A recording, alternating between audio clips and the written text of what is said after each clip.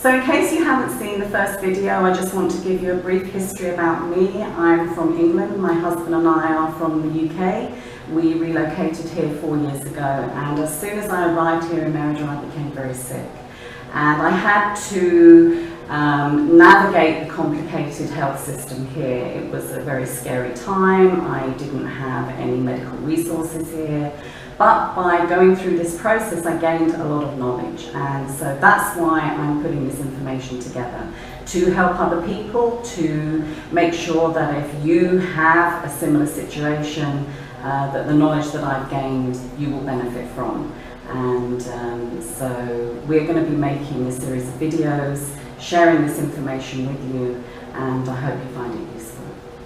So now I want to answer one of the big questions that many of you have written in and asked.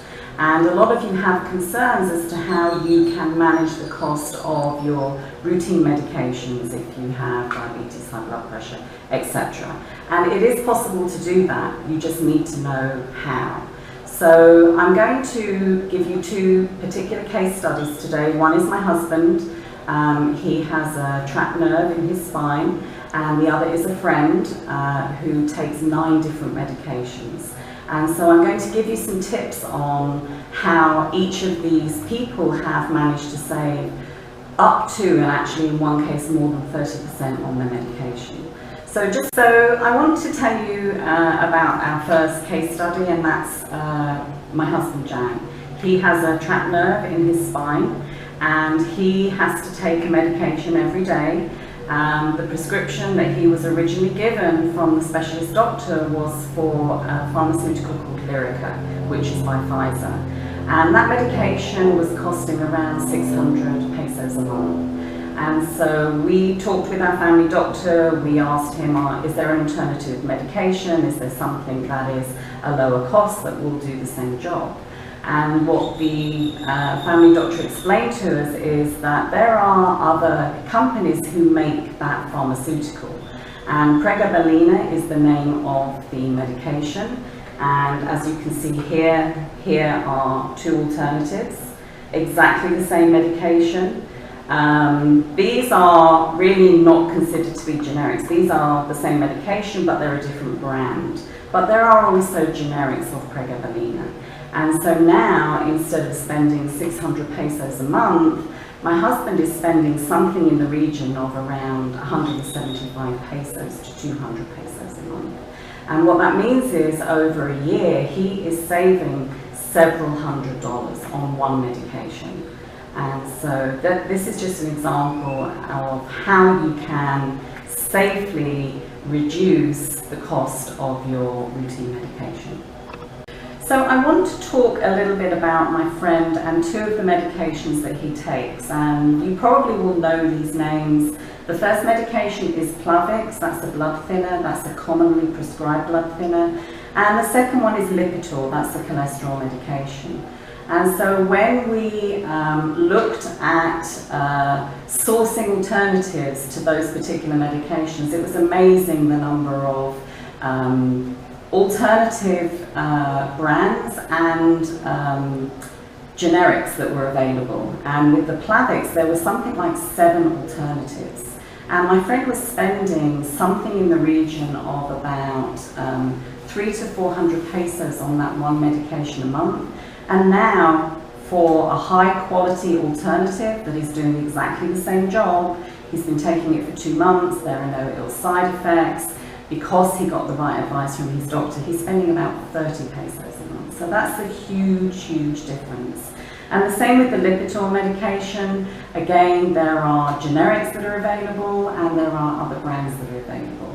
And again, he's saving overall something like 70%. He was spending something in the region of about 4,000 pesos a month on the medications that he had to take. And by getting some good advice, by being given alternatives, he is saving about 70% of what he was spending. So again, I'm not a doctor. If you're taking those medications, I do not recommend that you just stop taking them. But please know that there are ways that you can reduce the cost of your medication, and your doctor can advise you, and can give you the information that you need in order to make those savings. And they are very, very real savings. You can stay well, you can take the medication you need, but you can have that money in your pocket to do some fun things with rather than giving it to the pharmaceutical companies. So I just want to briefly address one of the concerns that came up time and time again from the questions and from the emails that I've received. And a lot of you have concerns, you know, what can I put in place if I get sick? You know, who can be there to help me? Well, if you don't have private health insurance, then you do need to have something else in place, and registering with IMSS, the Mexican Social Security, is really a good alternative if the private health insurance isn't something you have or it isn't within your budget. And so the IMSS is very affordable. To register, you need to take a number of documents to the IMSS office. Some of those documents you will have to have translated. You will need your birth certificate, you will need your proof of where you live, your domicilio. You will need to take your passport, your temporary or permanent resident card. And if you're married, you will need to take your marriage certificate with you and have that translated too. And once you take those documents along, there are some forms to be completed, and 30 days after that process, you will be invited for a physical, and then all being well, you will receive that coverage. So that is something that you can do. Again, if you don't have any coverage in place, then I would urge you to consider the IMSS system.